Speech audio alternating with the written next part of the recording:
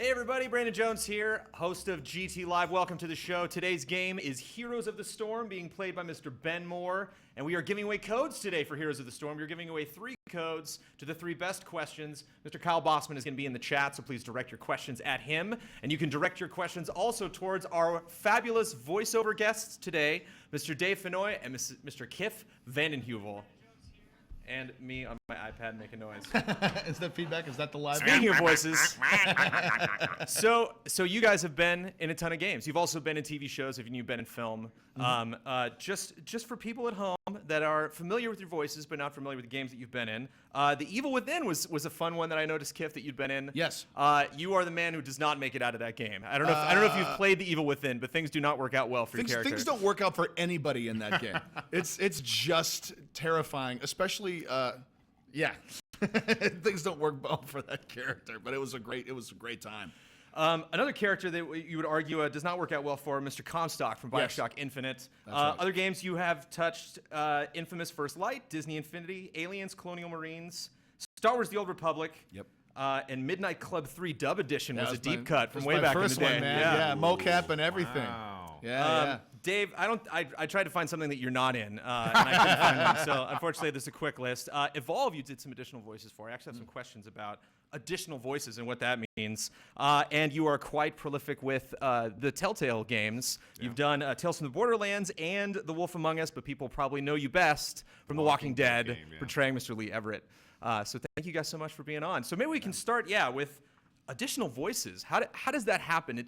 Do you audition for a role and they like you, but they don't want to cast you as something, and so then they have you in? Well, most things happen because of an audition. I don't remember if I auditioned for that or if somebody just booked me. Yeah. Chances are I auditioned for a role, and I might have had one role that wasn't that big, and they decided, well, just put it in with the additional voices. Mm-hmm. And you might play several characters.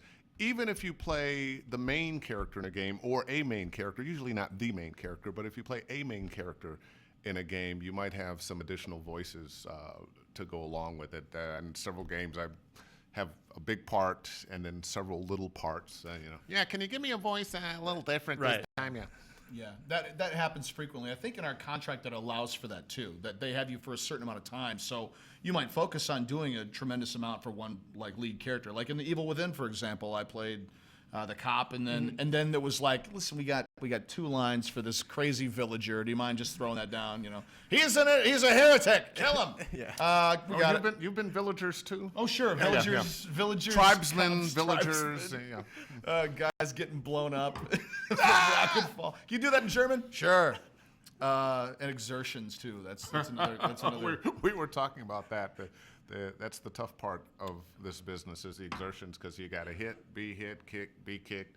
Sometimes you burn to death. Yeah, I was gonna say lit on fire. You got to end on that. In Aliens, I had one of them was acid burn death. So alien blood splashes on my character, and 3 different intensities. So but I don't know what different intensities when alien blood burns through your skin.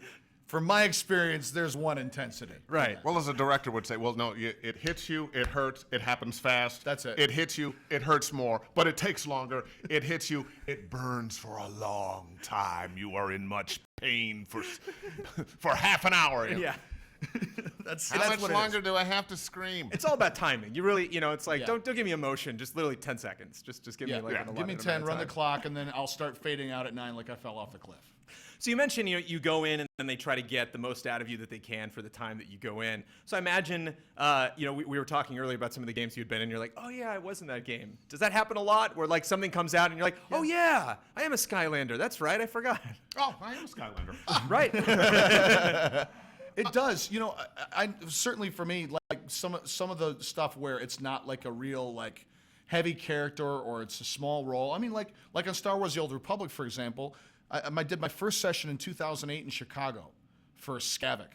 My second session in 2009, a full year, and then the game came out in 2011. And there are other characters that I did in the game that I have no memory of doing because it was like that additional thing where it's like you get a script of Excel spreadsheets, and it's like, well, this character has 4 lines, and you're like, get out of here, Wookiee. And then it just kind of passes. But other titles, like something like, I'm sure for Dave, like The Walking Dead, when you have the volume of time that you spend with that character and that production company and those producers, it carries a special place. Never forget. You'll never forget that. The things I'm doing with Borderlands right now, it's kind of a minor character that I'm playing, but he's memorable and he comes back over and over and over again. But a lot of times it's just a matter of time. I've been voicing games since the mid-'90s. Yep. And when I started, games were kind of new, and I just thought of it as, animation, another animation job, and, go home and wait for the check in the mail. And I wasn't playing those games, so, years later I've forgotten, and now some fan, oh man, I loved you in King's Quest, or, whatever. Was I in that? Oh, okay. Oh, yeah, I guess I was. Well, let me check my IMDb page. Oh, yeah, there, what's what that was. So we talked a little bit about gaming beforehand. So Kiff, you have mentioned that you are somewhat of a gamer. Do you have a preferred genre, or do you get excited when you get cast in something that you're also excited about the game? Without a doubt. I mean, I remember reading about BioShock Infinite on Game Informer magazine when they first launched it, or when they first announced the game, and was like, oh man, that's awesome. And then the idea of being able to work on that game, even take it back a step, just the opportunity to audition for something that you're excited about and to be considered for it, let alone booking it, is an honor. And the Infinite auditions had come through, I want to say 6 months before they did another audition where I got Comstock, because the Infinite stuff came through and was like, all right, well, I didn't get anything from that. And then Comstock came around and auditioned and booked it. So it was kind of like, oh, wow. Well, I auditioned, I didn't get anything. I know. I'm Oh, I know, sorry, yeah. I know, but you were really, you know what it was conflicts. You were too busy. right, Yeah, that's the wait. thing. So that's where I put stuff. Good one. Right? It's a good justification for not letting. Well, you know what? I'm just too busy. It makes sense that they wouldn't cast me. Yeah, I mean, to be a part of that and be part of that world is really thrilling, and it's fun to be a gamer. It's like being a fan of movies and then working with someone that you love. Yeah. I get to work with Al Pacino in this film Danny Collins, and like to be able to play with the guy, for 7/8 of a page, and and then and so it's exactly. I yelled at one point, we were improvising, and I said something like "Good night, sleep tight," and he yelled, "Don't let the bed bugs by." So fun. It was great. It was so stupid and fun, but like like when you admire something, whether it's games or film or sports or heroes or whatever, to be able to participate, I feel like I'm paying back the 12-year-old kid who just wanted to be a Ghostbuster. Right. You know what I mean? We also do a lot of impersonations. I've seen you do lots of skits and fun ADR games and stuff like that at conventions and stuff. Were you like watching Pacino the whole time and just like, oh, okay, yeah, like just like to yourself, like I gotta remember that. That was good. It's funny because I want to say it was awesome because he was so big, but it was so quiet and focused. Right. And everything was subtle. But then when the moment came to like when we started to play a little bit and he popped up a little bit more, it was fun. But it's one of those things I never want to do an impression of someone for them. It feels like the ultimate, like just kind of awkward, embarrassing moment. Chris Cox has a great story about doing Sam Elliott for Sam Elliott, and Sam Elliott was like, "Okay, goodbye." Yeah. He was like, "Oh, no." Because you don't know how people are going to take it. Sometimes they'll be like, oh, hey, that was great. Wow, thank you. And actually, if somebody were doing impressions of me, I think I'd love it, because imitation is a sincerest form of flattery. And if you think enough of me that you're trying to do me, right. I'm like, go ahead. Or, that really sucked. Right. You can do better. That's right. Try harder, kid. Honesty is the toughest part of the whole equation. So if you guys are curious where all the incessant clicking is coming from, that's coming from over on this side of the stage. Where Mr. Ben Moore is tapping away incessantly Hi, Ben. at Heroes of the Storm.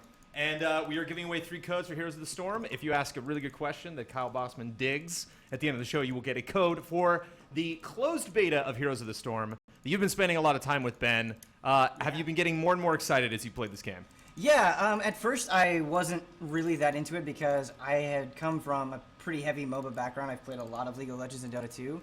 And so I think I was constantly comparing it to those games. and coming up disappointed. But once I sort of saw what it was trying to do and how it was trying to be different, and it kind of clicked with me, I've been playing it every night ever since. It is extremely stressful, though. I think Huber can attest to how much insanity is happening on screen at any moment.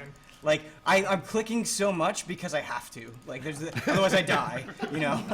So that's, the fact that I'm able to form sentences and play this game right now, I'm proud of myself. Compared to Dota and stuff, this is constant mayhem. Yeah.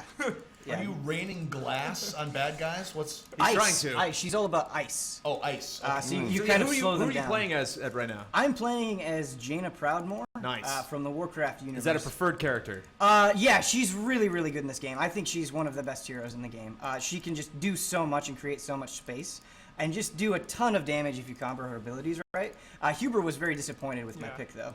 Blizzard really likes mages, and they're traditionally overpowered, in my opinion. So matches in this game, guys, can get up between like 15 and 20 minutes. So he's only going to do about 3 matches through the entirety of the show. Are you going to be changing characters, Ben, throughout the show? Yeah, I probably will. It depends. If we win, I might feel like a hot streak coming on and just stick as that character. If we lose, I might try to switch it up. But most Dota and League matches last anywhere from 45 minutes to an hour. So that's actually one of the things I like about Heroes of the Storm is how quick it is. Of course, you could have been playing Dota, in which I'm 6 characters. But no. No, I'm on the show, and you're playing a different game. Hold on. Wait, Dave, we are going to talk about you because I don't know if you're familiar with Heroes of the Storms. This is Blizzard. So this is the same guys that are doing Hearthstone and Warcraft and Starcraft and all that stuff. And it is a collection of the greatest heroes of the Blizzard universes. So you got lots of horses in this race. I don't know if they actually have taken the dialogue you have previously done or if they're bringing in other actors, which actually brings up an interesting point that I want to talk to you guys about. But if you're unfamiliar of your history with Blizzard, you are Vol'jin, who is the current leader of the Horde. Leader of the Horde. Yes. Nice. You are Garajal, the Spirit Binder, who is in the Mogushun Vaults from Mists of Pandaria. I forgot about that. You're a boss. People toiled over you, trying to take you down in World of Warcraft. You were also in Cataclysm, which was the last expansion I played in Warcraft before I ran away screaming from that game. You played the Prophet Zool. And another game that you were in that I played a ton of, StarCraft 2, Wings of Liberty, you were Gabriel Tosh. So has Tosh been in Heroes of the Storm yet? Tosh has not been in Heroes of the Storm. I actually think they could use. They have too many Warcraft characters. I think they could use a few more StarCraft characters. So, I'm trying to remember the main ghost. What is her name? Nova. Well, Nova's in there, right? I mean, unless you're thinking of like pre-Queen of Blades, Sarah Kerrigan. I'm getting too nerdy. I'm sorry. Right. But too nerdy for this show. I don't think so. Nerdy, So I wonder. I find it interesting that characters will show up in various games and yet are voiced by different people. Do you ever feel burnt in that way? Have you ever seen a game that comes out and you're like, hey, wait, I originated that character, and well, then there's a little bit of that, but when you look at the big picture, it's kind of like looking in the movies and saying this actor has played Superman, and I never want to play Superman because they all die. But different actors play the same character, and then of course you can have the nerdy war. Well, who was better, man? Right. I agree. I mean, I think that the character doesn't belong to the voice actor. Yeah, right. The character belongs to the storytellers and to the fans. And if in episode 1 and episode 2 and episode 3 they want to mix it up different voices because they're doing different time jumps and different alternate realities. I mean, it happened with, I keep coming back to it, but it happened with BioShock Infinite when the first DLC, I think it was when they go down to Rapture, and you play as Comstock. And it would already have been established that it was Comstock at that point, but I understand. It's like, it's going to be Troy. Troy is going to voice that because he was DeWitt. So it totally makes sense, and you go, well, that's part of it. I'm lucky to have been a part of what I was, and, here we go. So claim victory and depart the field. I also have to mention, just for the record, because I've forgotten to mention this, that you brought snacks, Kiff. I brought snacks. That you actually watched the last episode. That's right. We had Pamela Horton on from Gamer Next Door from Playboy. Yeah. And she brought snacks, and you've brought snacks. I brought snacks. I felt like if Pamela's going to bring snacks, then I think that it's a good tradition for other guests. So next week's guests, or the guests who come down the road, bring snacks. 2 in a row. There's a pattern going on. Thanks for the heads up, man. I really Sorry, look like Dave, I a was gonna jerk here. text I you, didn't But but he bring brought this more thing. than one bag. He I brought brought more one. bags. So Dave You can Fennoy, you can Dave claim one of brought those, Dave. Haribo raspberry Right. gummies, which is my favorite. So that was really considerate of you, and thank you for that. Again, I try to. I be tried to a bring. great guy. I thought it would be nice to bring something that you can chew and eat without making a ton of noise. But I brought Half Pops, which is a curiously crunchy popcorn. Yeah, exactly. Can we please get some more, frankly? Well, this is a quieter package, but a much. This is why they louder tell you to snack. open your mints before the show. Like, please open if you have any gum wrappers or And mints. I don't know why, but when I go to the movies, I'm always sitting next to or in front of or behind the person with the Starlight loud. Mints. Oh man.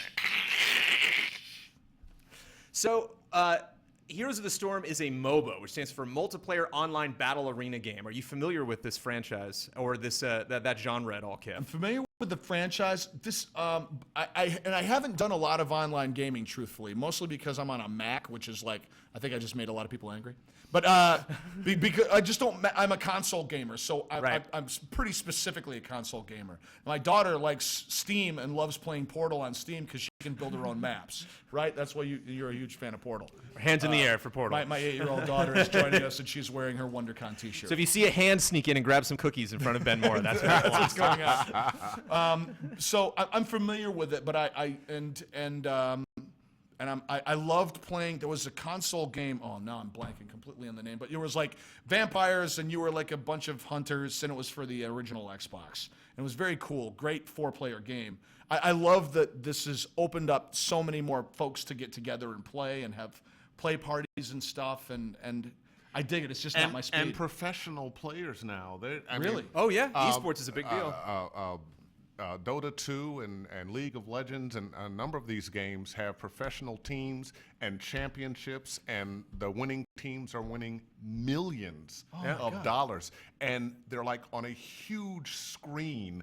I it's like went the to Super one. I Bowl. went to a Dota 2 championship a couple of years ago. It was in Seattle. It was in the Civic Center. And it was a giant, like, movie screen. You got 5 players on one side, 5 players on the other, and then you got guys in the middle calling the game. And oh, look, there's Bat Rider, and he, Yeah. it was like Monday Night Football. I couldn't believe it, and the place was packed. You know, with 2,000 or 3,000 people watching these guys play. It was amazing. So did you get excited when you saw your character represented? Oh yeah, oh yeah. Were you rooting for him? And I'm like, who's playing one of my characters? Right. Did you get to do any color commentary? Like that No, kind of well, thing? I wouldn't have known what the hell was going on. Right, It this guy was happened like- so fast. You know? Oh man, yeah. It's not like there's sideline reporting. We're gonna go to Michelle Tafoya on the sidelines and talk to Dave. Yeah. How's it feel to see your guy? It looks like your guy's getting beat up pretty bad. Well, you know, you got a noob handling him right now. So where do you get your gaming in? Where do you get your gaming news from, if at all, Dave? Because Well, on the internet, also talking to other game voices and buddies of mine, but I'll just researching, you know, what's going on here? And watching the business. I'm not a gamer myself, but I love the gaming business. And one of the things that I've realized that this is the biggest entertainment business in the world, quiet as it's kept.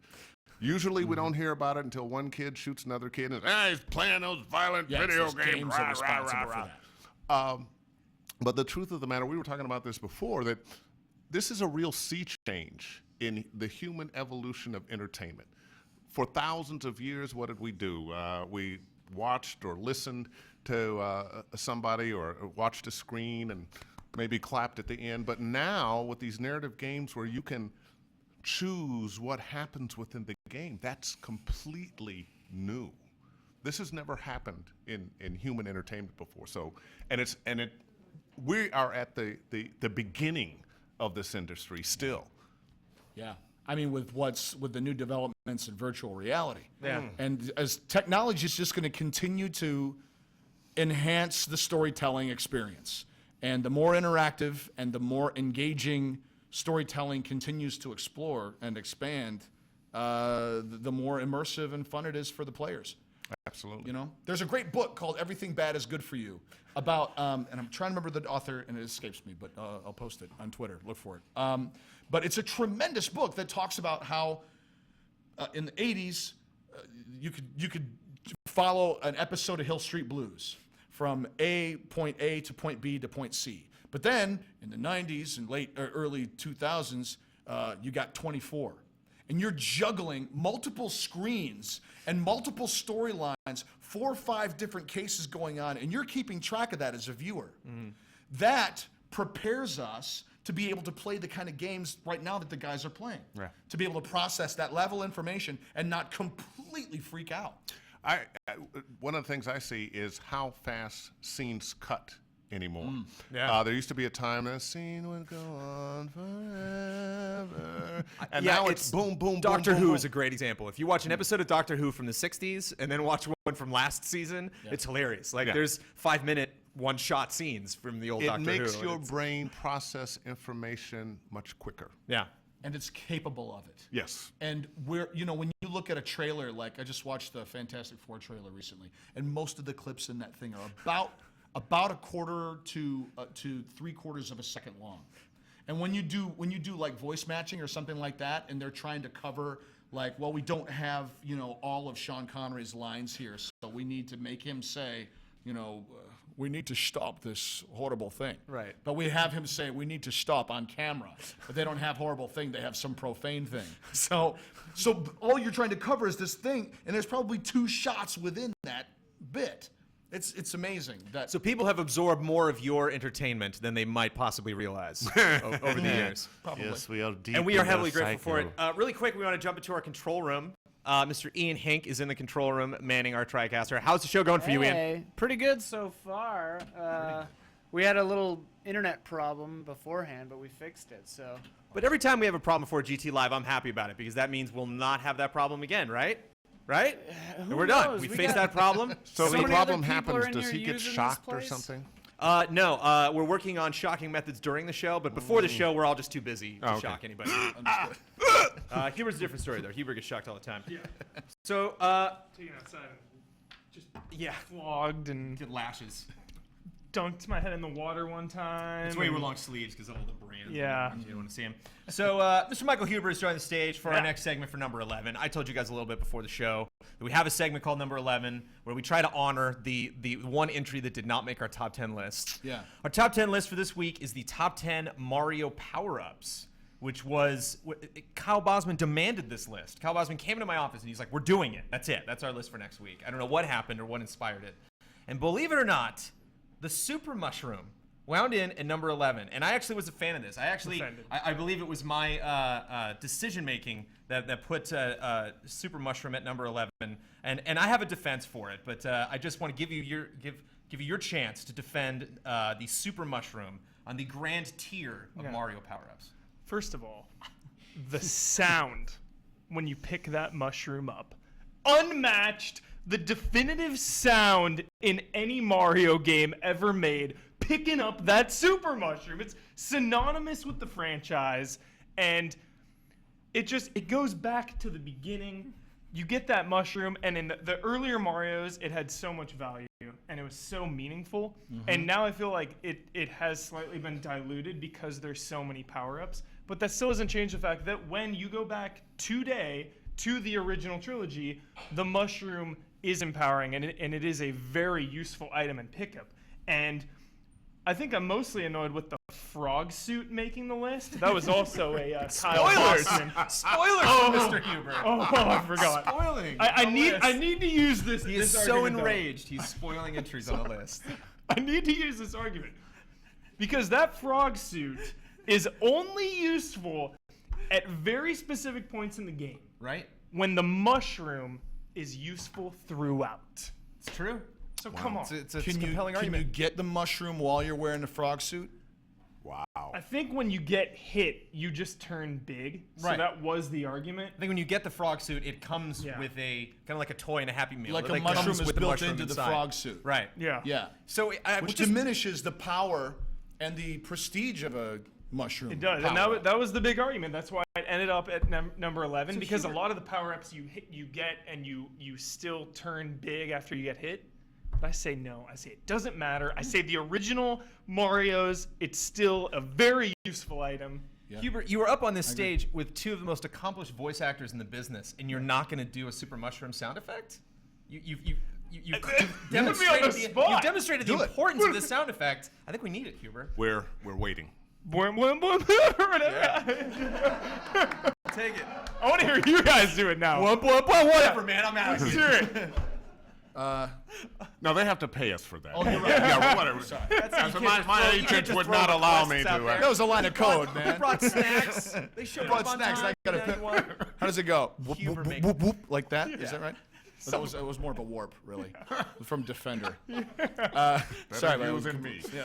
Yeah, So my case was, and I think we actually have a little bit of in B-rolled it. There was those areas in Super Mario Bros. 3 where you walk in, there'll be 3 treasure chests, and it's like, you know, what do you want out of those 3? And like nobody goes over one of those treasure chests and is like, super mushroom, please, super mushroom. Like I would always be disappointed when it would pop out. It's like, oh well, okay, I'll keep that with me. You know, like I need it. I'm going to throw this in the hopper, though, because I agree with you. It's like having a list of the top 5 James Bonds, and Connery's not on the list because he's the oldest, or because he's got less body hair than George Lazenby. Like, it doesn't make any sense to me. Yeah. You Would you invoke agree with Lazenby? I wouldn't. That's my reaction, though. Yeah. That's Definitive out of power-up. just like, because without it, what you got? Yeah. You got short little Mario grabbing a hammer, Trying to stop some crabs. Seriously. But see, that's one thing that actually comes up a lot when we pick countdowns is, you know, nostalgia over functionality. You know, like, do we love something because it's nostalgic, because we just remember it fondly? And, you know, like, this is iconic. You think about, I'm sure you go to, like, tons of different foreign countries. You just show them that image of the mushroom. And, oh, Mario, they'll know what that is. Right. But does, just because it's iconic, just because it's nostalgic, does that mean it's the best? Like, when you if you're going into the battlefield of Mario levels. Maybe. Yeah. Is that going As to be older your voice go-to? actors, I think both of us are big fans of Yeah, nostalgia. nostalgia. That's right. That's awesome. I think this crowd is playing to you, Huber. I think. That's right. There you go. Are there any? I mean, in your experience, surely you've played a Mario game at some point in your life, Dave. Oh yeah. Are there any power-ups that you prefer out of the hammer. Grand Pantheon? The I'm hammer. sorry. I'm a Donkey Kong devotee. I spent more money on Donkey Kong than I spent on college. In 8th grade at the roller skating rink, at Woodland roller skating rink, when the girls were choosing boys, I was in the arcade playing Donkey Kong. You were choosing Princess Peach. That's right. I was trying to save a girl from a very crazy gorilla who was throwing barrels at us, and if I beat that first level, it was a huge win. So the power up for me was always a well-placed hammer when I needed it, so that I could stop a Firefox from. So rather than burning. life, a metaphor for life. Yeah, I think that's about right. Whoa. Yeah. Have you seen a Fistful of Quarters? Yes. The documentary about the people trying to Guys beat. are wasting their lives. Yeah. I stopped at 8th grade. No, I think it's awesome. I love that obsession to trying to beat or be the best at that game. And it's a fact. I mean, I love Donkey Kong Jr. too. It's zeitgeist, man. It hit me at the right time. It's like I had disposable income. I was a paper boy. So I had quarters in a bag from collecting, and I would spend Saturdays collecting and then drive to the laundromat. Ride my bike to the laundromat and then play kangaroo and track and field. Talk about nostalgia. Oh yeah, man. Paperboy. You better believe it. Back when they allowed Paperboy. it. That before grown men with cars took the job. Right. Back when it was, you know, Yeah. go door to door. Paperboy 2015 reboot. You're in like a van just like throwing papers out the window. Smoking Camel Lights, chucking your papers out there. It's nuts. So they had Paperboy reboot, and you got cast as the Paperboy. That would be kind of things coming full circle. There you go.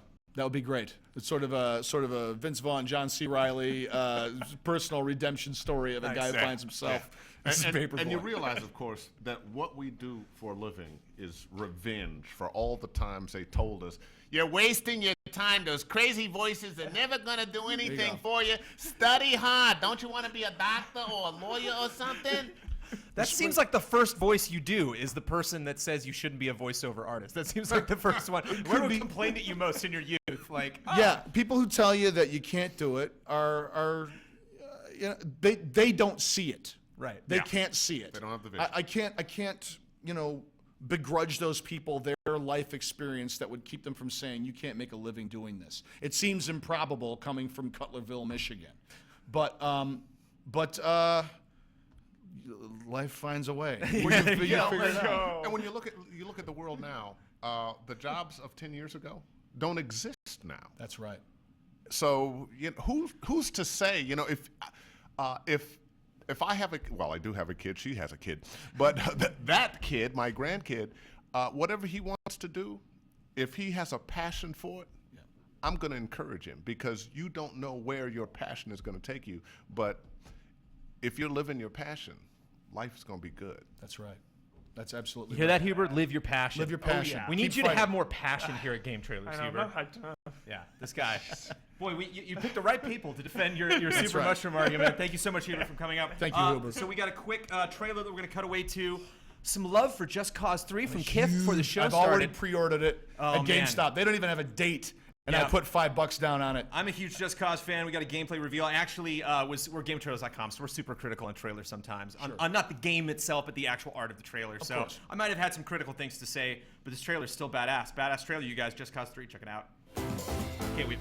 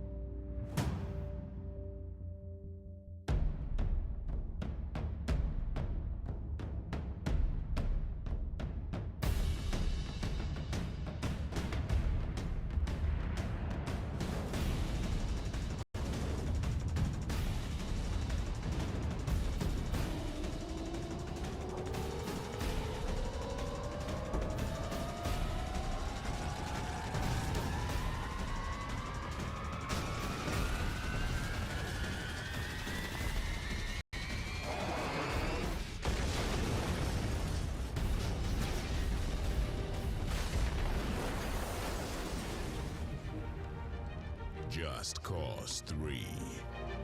Pre-order now to secure the exclusive weaponized vehicle pack. Coming holiday 2015.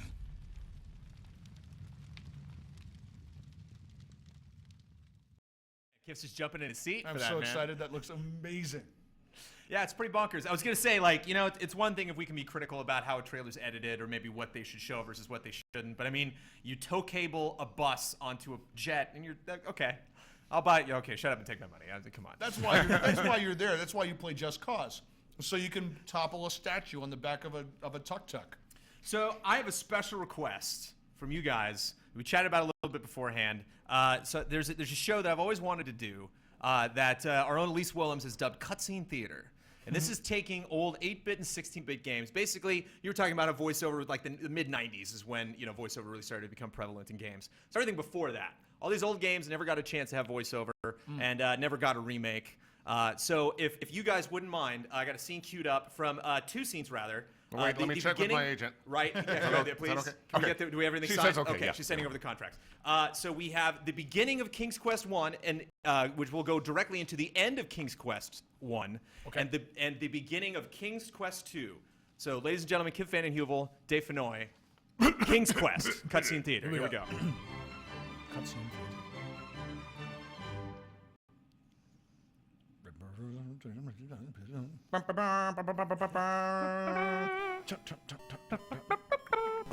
The huge doors swing open slowly. Well, oh, damn. When you bow to King Edward, his pleased smile warms you. When you speak to King Edward, he sighs and says, Sir Graham, I am an old man. I fear my end is near. I have chosen you to prove yourself worthy of the throne. As you know, our kingdom is weak and poor. I have knowledge of the existence of 3 things that would make our kingdom wealthy and strong. Somewhere within our kingdom there is a magic mirror that tells the future. There is a magic shield that will protect the bearer from mortal harm. Finally, there is a magic chest that is filled with gold coins. Go, Sir Graham. Go and bring me back these treasures. Yes, sir. If you succeed, you will inherit the throne. all right.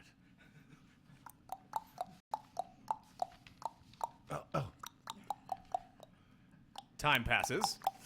Oh, my hat! Bloody hell! When you bow to King Edward, his pleased smile warms you. Once again, you move aside as the king steps from his throne.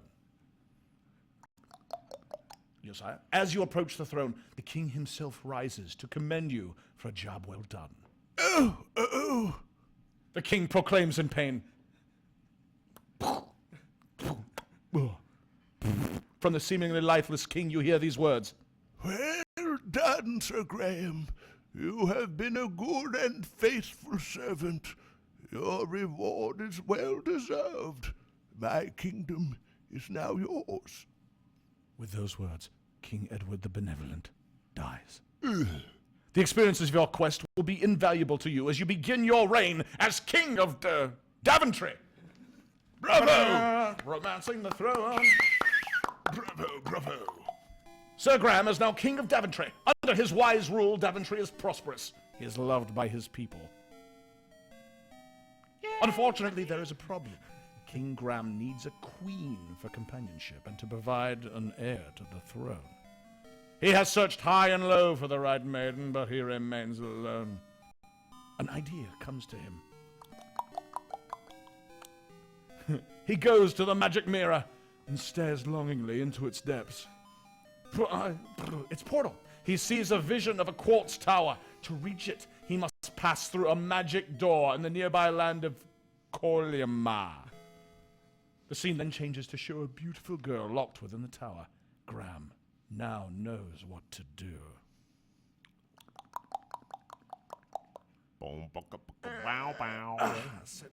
And my Robin Hood hat. And it's night. That Cutscene theater. Thank you. Well played, sir. Well played, sir. Deeply moved by your death. Sad passing. So I just want to throw out to people in chat are mentioning this is a very spoilerific episode of GT Live. We have spoiled the ending of King's Quest 1. You, sir, spoiled BioShock for everybody. Or BioShock Infinite.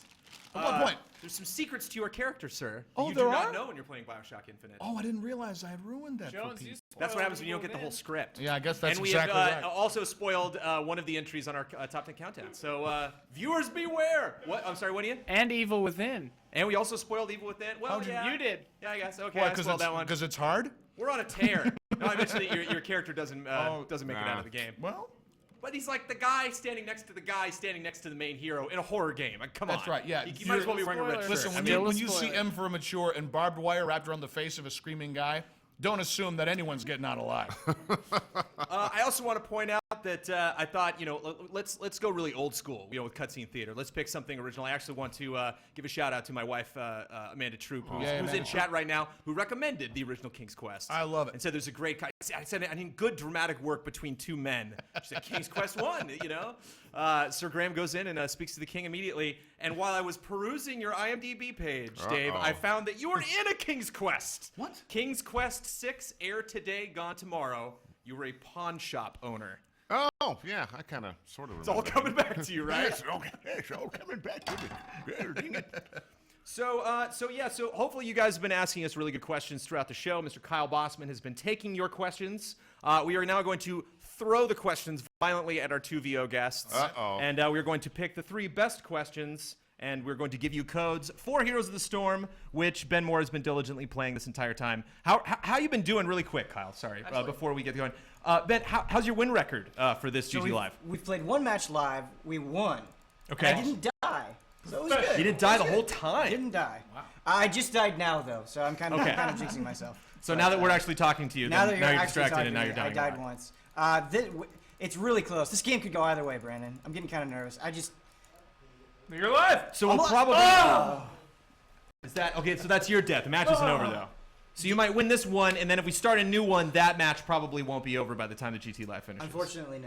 So this is a major commitment. This isn't just like some handheld game that you can play in your spare time or something. You can just jump in, and 5 minutes later you're out. That's right. This isn't. You gotta commit. Right. That's right. Yeah, exactly. I like the word commitment. Oh, good. Commitment, that's what it is.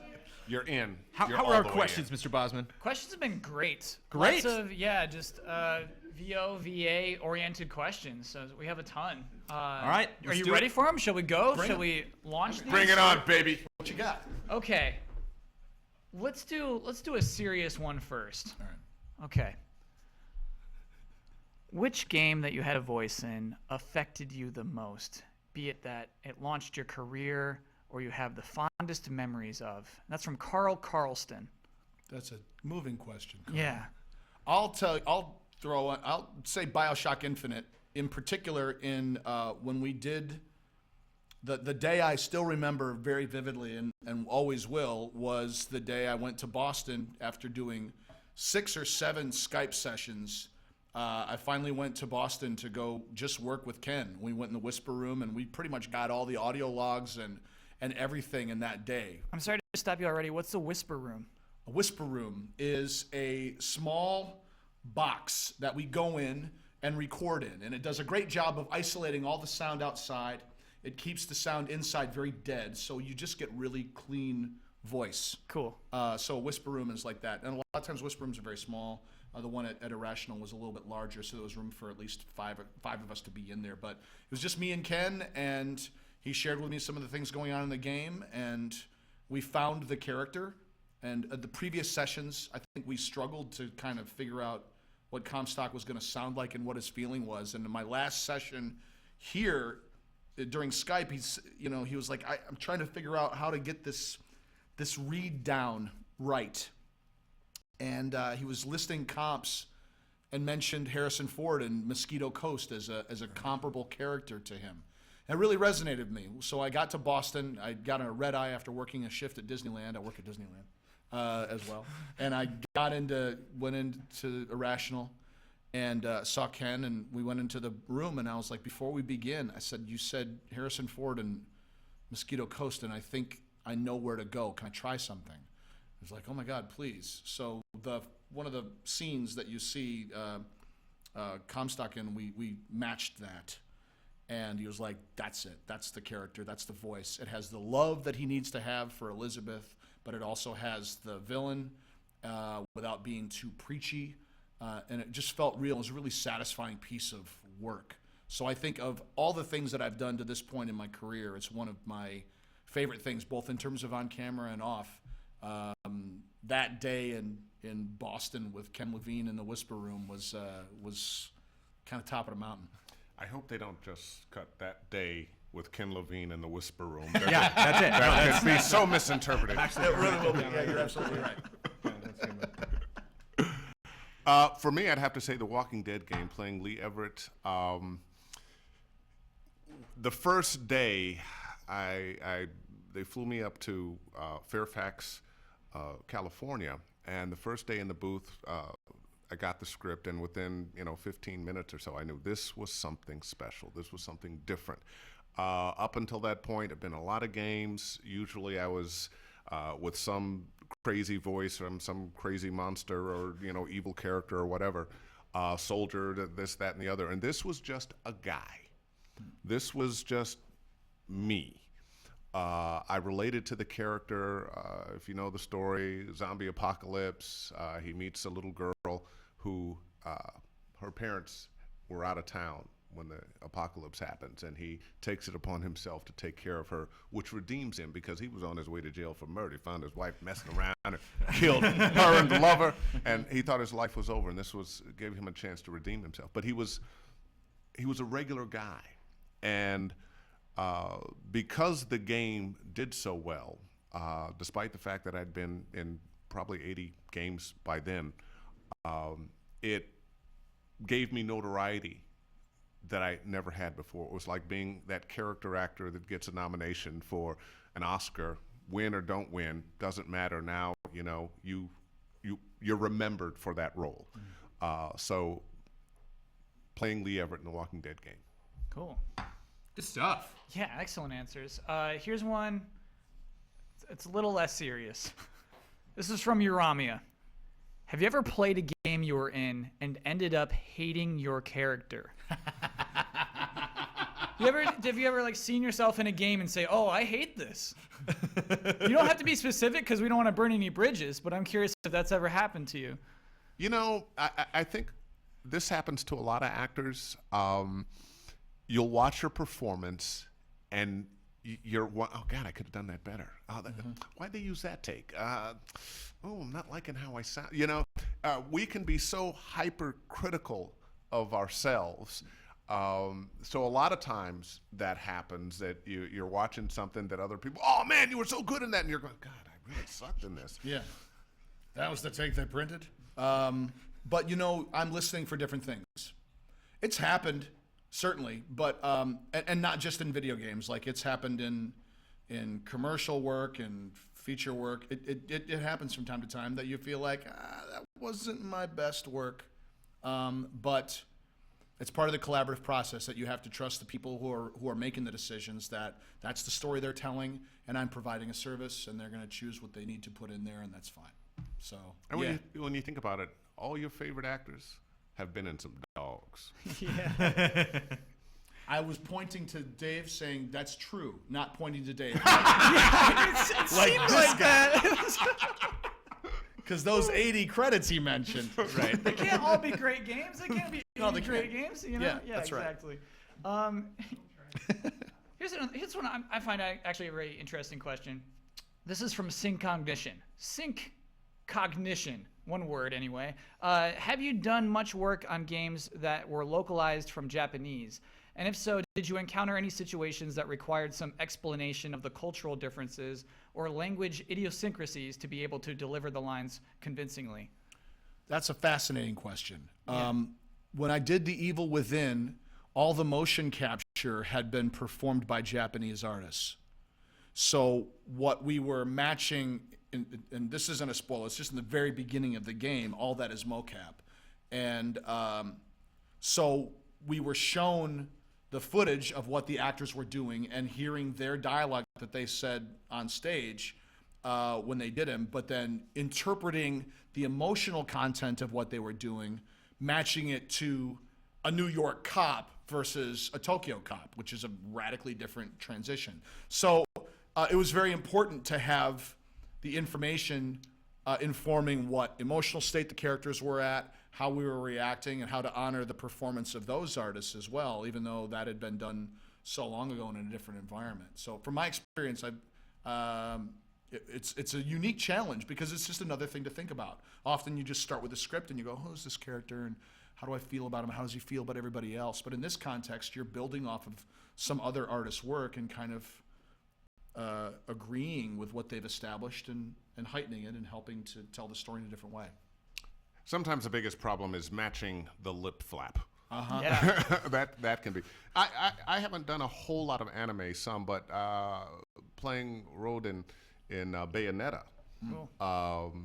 Oh, hey, somebody likes that game. Oh, Cool. Ben, yeah, Ben reviewed that. That was Ben's favorite game from last year. And that was a Japanese game Yeah. that was translated over here. So there were a few little idiosyncrasies that you had to get straight, but we worked it out.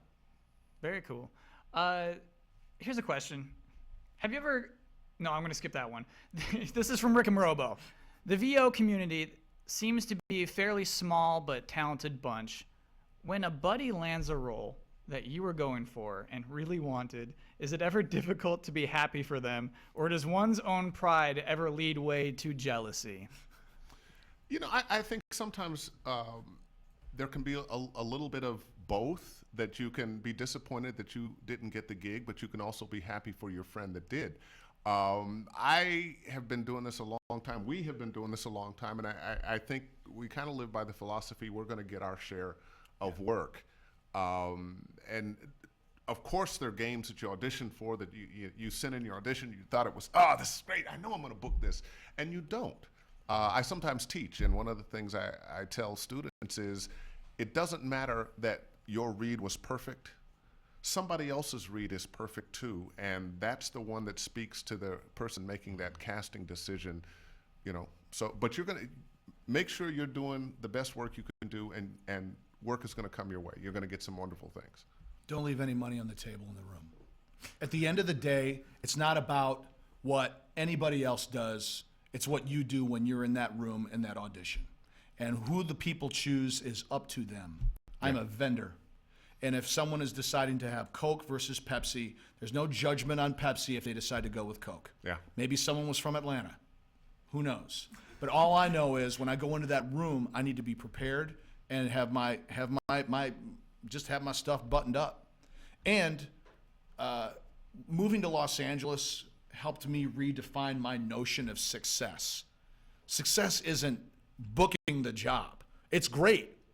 But success is getting into a room. Success is my agent deciding that I could be considered to play Batman, for a moment. And for a moment, I get to go into a room in front of another person and read Batman. And not get cast, but for that moment, I was Batman. And I got to be considered, and someone got to hear it. Yeah, a friend of mine posted on Facebook that, she auditioned for a big comedian, and he loved her and chose her, but then they cut the role out. And it's like, the only thing you can cling to is that the person that you respected, loved, and chose her. But, what do you do? That's showbiz. Shake your fist at the Hollywood sign. I tell wannabe actors and wannabe voiceover actors that the real work is auditioning. That's what you have to. Once you get the gig, it's fun. It's just it's just a gas. Audition well, and I like what you said. Don't leave any money on the table. Bring everything into that audition. Another favorite saying of mine is there are no auditions. There are only performances.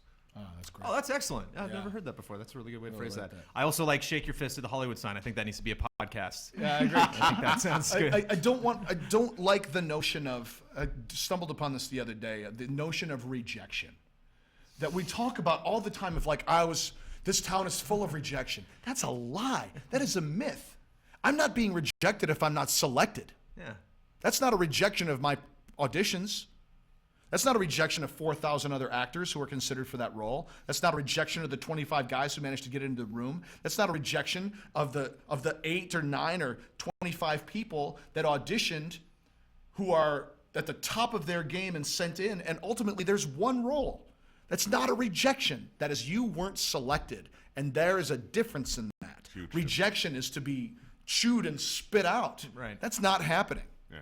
And I think when people use that as a crutch of I can't take all this rejection. Well, maybe you can't take being told that you're not as special as you thought you were, but did you do your best? And if you did your best, go home and sleep well. Because if not, get in your hoopty and drive back to the little town you came from. That's right. Whoa! That's right. If you're not prepared to do the work and you're not prepared to push yourself, I'm turning into John Malkovich. If you're not prepared to work harder than anyone else, then expect to go home empty-handed. But it's what it takes to do this work. And everyone here,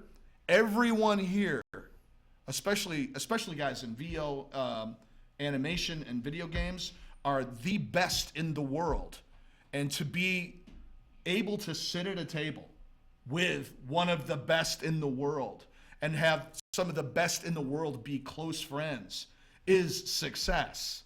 And to be considered to go up for that stuff is success. And you've got to redefine that. There's an interesting thing that happens. In video games, you're always working by yourself. And sometimes you don't even know who's on the game with you until much later on. And we don't know each other well. But there is an immediate camaraderie. Yeah. Because I know how good he is. A, I've heard his work, and B, he's here. Yeah. He's here. So there's a thing, I think, with us, with voiceover talent. When you run into somebody, maybe you haven't met them before, but you know their work, you know who they are, there's an instant closeness, an instant camaraderie, an instant understanding of being in this same league together. And I know what you went through because I've gone through it. That's right. So they're all friends. It's all warm and fuzzy feelings. Yeah, There's I love that. I feel like you two were talking to me directly. So does everyone in chat. I always appreciate that. Good. Because I absolutely get that feeling of when my friends are successful, I'm so jealous. I'm a very jealous person. It's too rare. Yeah. It's rare that someone gets that gig. Yeah. And when you get to know those guys and you're like, oh man, that's whoever nailed it. Awesome. He's at our agency. That's good for my agency. That's good for my agent. That takes heat off of me. You know what I mean? And the other part of it is, it's what Dave was saying too. In the smaller markets when you were coming up, when a national thing came through, it was such a big deal that you really clamor for it. But when you get to a place in Los Angeles where there's so much production, so many things are coming through the pipe, it's not that it doesn't matter. It absolutely matters. You want to win everything you go after. But if you don't, you really can go, you know what? It's all right. The sun's coming up. Tomorrow's going to be another day. And maybe I'll get to be additional voices on that game. Maybe I'll get to do ADR on it. Maybe they'll do a sequel of it. Maybe I'll get to voice match the guy when they do the game trailer. Maybe I wasn't meant to be on that and that guy needs it. Or maybe I've got a conflict and I'm just too busy to do the schedule. Claim victory and depart the field. I'm feeling pretty successful just sitting at the table with these guys. How about you? I feel very underaccomplished. I feel like I don't work hard enough. I feel like I don't want hard enough. I feel like I got to refocus. We have a lot of questions from people who want to do VO and want to be a part of it. So that was huge. That was a very general thing. Here's one is very specific. This is from Shane Zadi. As a voice actor, is there a specific union you belong to? And was there a specific amount of VO work to achieve membership, much similar to how other actor and theater unions work? Well, we're both SAG-AFTRA. Yep. Used to be 2 unions we were in. Now it's 1. And the very best work is going to come through SAG and AFTRA. And in the gaming world, this is very new. A few years ago, there weren't that many companies that were hiring union talent, and there were some union talent that were doing some games under the table. What would you do? But change your name? by the same token, they weren't really covered one way or the other. It was kind of this nebulous world that you were living in. Well, now as the gaming industry is growing, they're looking for the very best voice actors they can get, and the very best voice actors they can get tend to be union actors. And those great voice actors out there who aren't union yet, you just have to keep going. Yeah. Just work. Is it a matter? Is it a Just thing work. where you have to put in hours and work on different things, Yeah. and then eventually you become union? If I said, and it's not like with equity where you have to earn a certain amount of points to get in. If you book a union job, then you have, the way it works is you're something called Taft-Hartley. So you have a month to do as much union and non-union work as you can book. And then after 1 month, you become must join, which means the next time you do a union job, you got to spend $3,000 for your initiation to join the union, and then you can do that work. And then you may no longer do non-union work at all. So that's the nature of it. The trade-off with there is that the union work it's Pays great. better. Pays better. I get insurance through my union. I get pension through my union. I get to be part of a union. Somebody to collect your money for you. That's so you right. don't hey, you know that check you were supposed to send me? Look, I got to pay my rent, man. I really need my money, man. But my advice to someone who wants to get started is do it where you are. Yeah. I started in Toledo, Ohio, and not in on-hold messaging. I worked for this company called Business Voice. They're still there today, and I would get paid $25 a script to do on-hold messaging for companies like the Binkelman Corporation. I don't know if I'm gonna get in trouble for mentioning their names, but literally, because I did impressions, they were like, "We love that you do impressions. Will you do Sean Connery for us? Thank you for calling the Binkelman Corporation. If you want to speak to customer service, press 1." Like, that's work. Was that your best worst job? No, my best worst job was when I played a coffee cup in live action. Played a coffee cup on the corner of West 110th Street in Lorraine in Cleveland, Ohio. After doing, Cleveland. did you really? Oh, God. It was February, and we had this. It was a promotion for Dunkin' Donuts, and I got a call from my agent. It was like, "Hey, man, we got a gig for you tomorrow." It's I've already SAG-AFTRA. SAG and AFTRA at that point when they were separated, and Equity. I had worked on the Second City main stage. I had written original shows, and I had already done the Rockstar Games. I'd already done Midnight Club 3 Dub Edition. So I was feeling kind of full of myself. And we were broke.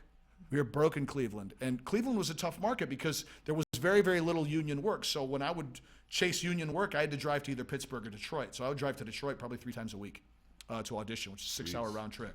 So like a commute from the Valley to Santa Monica, forget it, nothing. But anyway, I get the phone call. Listen, we got a gig for you tomorrow morning from 6 to 7:30. You're gonna play.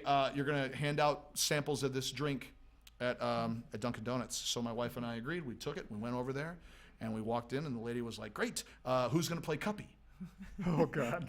Play Cuppy? Copy. Cuppy. What's Cuppy? Cuppy is our mascot, our corporate mascot. Okay. So I look at the three of us. It's me. It's my wife, who I'm not going to condemn to that. And then this lovely little old lady.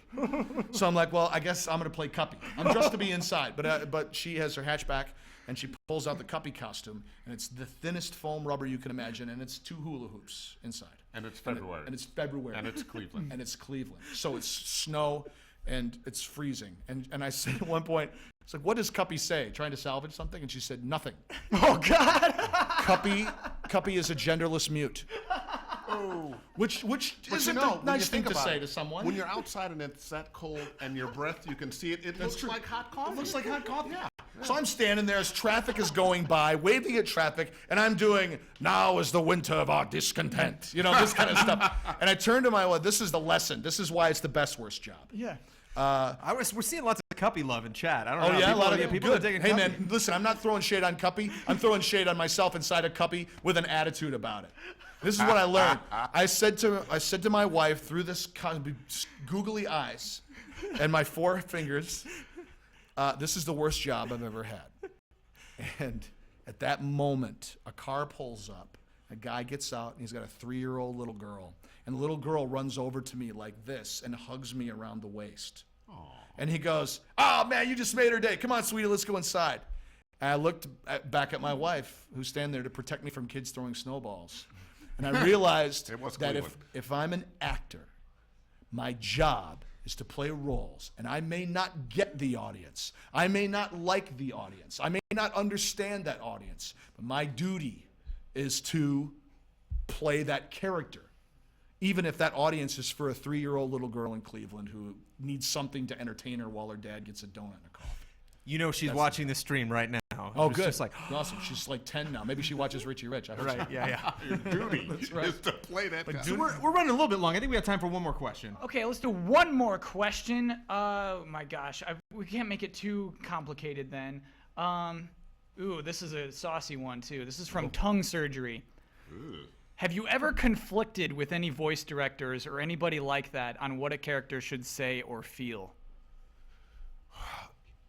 That you obviously can't mention. Yeah. You know, not in the gaming world. I've had that in the commercial world, where I recall being in a session where, you know, as a voice actor, you also become a voice director, and you have to learn how to direct yourself. And I remember being in a studio, and it was a big job. It was going to be on a network. And I gave him what I knew it should be, and the director wanted something else. What he should have done was hired somebody else. He should have hired somebody that's what they did. But he'd hired me, so I gave him what I do, and you know, I kept trying to adjust, and finally he directed me into this read that I knew sucked. And I didn't, and I lost the job. I mean, they ran it for a day, and then it was over, and they brought somebody else in. And I knew when I was doing it but I wasn't confident enough in myself at that time. I'd been in LA maybe a year. I wasn't confident enough in myself to say, look, that's not what I do. This sounds terrible. Either go with the read I gave you, or, you know, hire somebody else. But what you're trying to get me to do is not going to sound right coming from me. I gotta know, like, what was it? What I were can't they? tell you. I know. Oh, I'm so curious now. Thank you for pushing, Kyle. Thanks. I mean, the closest I think for me was during BioShock when we were trying to find Comstock. I mean, it was there's a scene in, I don't want to spoil, but there's a scene that No, had spoil been, it. It's been out for a while. It has been. That was my Yeah. attitude. So like, there's a scene that was motion captured and animated and done, and it was done to a different voice actor. So I was locked into the movement. And so I was trying to match the movement and match the intonation, but add more. And I think we were still trying to find the character. And I remember I was just at the beginning during our chat, I was recommending some herbal supplements. Herbal stuff, man. Yeah, man. Herbal supplements called Chico and Curcuma, which helped restore my voice, and it was after this particular session. They're called Chico and Curcuma? Chico and Curcuma It's a supplement for tumor reducing and for blood masses, and it helps with your vocal cords to recover after vocally stressful sessions. Cool. She said her primary customer is Chicago bartenders. At any rate, so I did this session, and literally one of the directions was, maybe because what he's been saying is so cancerous that his mouth is horribly deformed from the cancer, and it plans out in because the words that Comstock says are so horrible that maybe it has this character. And we modified things, but I'm yelling and dying with this sort of Tom Waits. And I can do a Tom Waits thing without shredding my pipes, but it was still like, it was the combination of the frustration of not giving them what they wanted and really wanting to please and really struggling to just get it. And we just ran out of time. And I walked out of that session and taken off like, it was crazy because the technology is such that, you want to have a stereo. So I'm wearing a baseball cap with 2 lavs on it for right and left channel. And then I'm working with a shotgun mic. And then there's a Skype going on, and I've got wires all over my body. And and I like working without headphones, and I'm wearing headphones, and all those things were just like working against you. Right. And I think that was part of the reason why the Whisper Room was so comforting, was I got to take all that crap off. Right. It was just me and the microphone and my director. And it was the space that we did have the time to explore. So without a doubt, there's frustration from time to time, but you have to work through that by trusting your instincts and trusting the team. It's like you said, like sometimes you're gonna run into directors who don't either get you or they miscast you, and you do the best you can, but ultimately it's like, I'm not that guy. And you know in your heart, and you have the confidence to say, I'm not that guy. You know who is that guy? I got 5 friends who are that guy, but that's just not me. I can't do a Tom Cruise impression. I don't know anyone who can. I know one guy who can, but I don't know him personally. But when that thing comes down, I'm like, call that guy. He can do it. Do you still have Comstock in your brain? Like, Sure. Is that something you can call? The seed of the prophet shall sit the throne and bathe in flame the mountains of man. Yeah. Ooh, bravo. We had, yeah. Bravo. I'm just seeing this come up in chat a bunch. Like, I know it's cheap, but can we get it? Can we get it? Oh, you're getting pumped in. Can we get a little Lee as well, just for the fans? Boy, Do you have? Clementine, keep your hair short. Don't trust anybody. I know you can do it. Oh, so good, so good. I mean, I don't know. That's the sadness of it, is you guys will never know the warmth in our hearts that we feel from you guys doing these amazing voices and all of the work that you've done. But still, in everything that I've seen you done, I love BioShock Infinite. Your Bill Murray, it just kills. Thank you. Your Bill Murray is Thanks so much. my absolute favorite. Thank you very much. I'm proud. I love doing Bill Murray.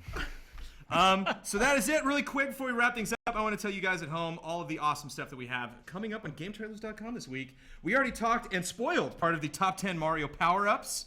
Of course, we have our regular staple of shows. We have the final Bosman from our friend Kyle Bosman here, who also is the moderator for GT Time, which we will be recording tomorrow. Mandatory Update will return this weekend. Huber Hype this week. What's Huber Hype this week?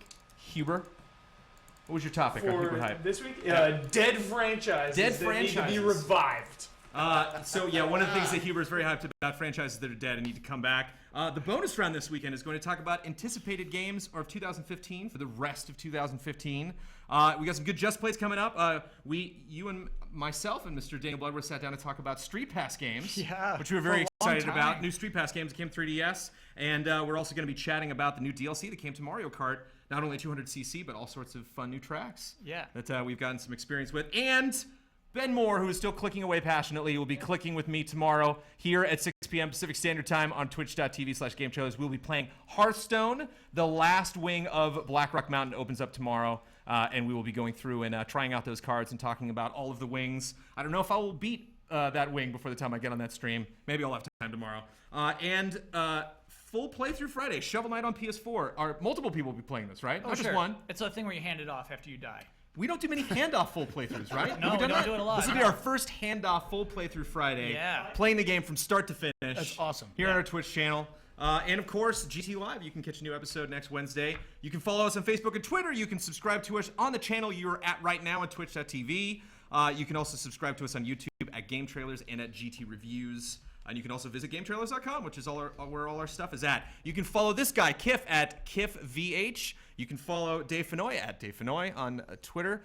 Thank you guys so much. I'm seeing a lot of comments come up in chat. We're just like, I got to clear something from my eye. Like, it's very inspirational speeches and comments on these questions, guys. And, Stay inspired and don't get cynical. It's not impossible. People do it. It's not impossible, you know.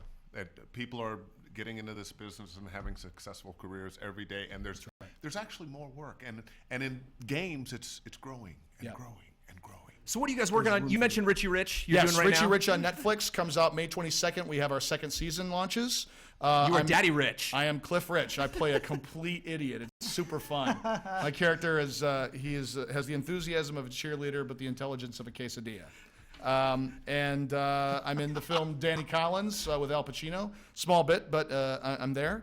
And what else? Sorry, I keep hitting the table. Bam! And I dominate track and field and other stuff that's coming. But I'm on Twitter at KiffVH and Instagram at KiffVH, and check out the website at KiffVH.com. You got stuff coming up? I know it's hard to tell sometimes. You're like, well, there's what can I talk about? Some things you can't talk about, but as a matter of fact, there's a lot of them. But Borderlands, playing Finch, who's kind of a not so nice guy. Not many nice people in Borderlands, to be honest. I get to play a lot of bad guys. Guardians of the Galaxy, the cartoon. I'm playing Korath, who's one of the bad guys. Cool. If you watch the movie, it was the Jaimin Hansu part. Oh, okay, cool. Awesome, great stuff coming up, and really, again, wonderful conversation. So yeah, check out their stuff they have right now. Check out the games that they are in that we also talked about, and check out another GT Live next Wednesday at 6 p.m. Thank you guys again. Thank you, Ben, for playing Heroes of the Storm, clicking away the whole time. We'll see you next week. Bring snacks next, guys. Bring snacks. Yeah, give me the gauntlet's been thrown.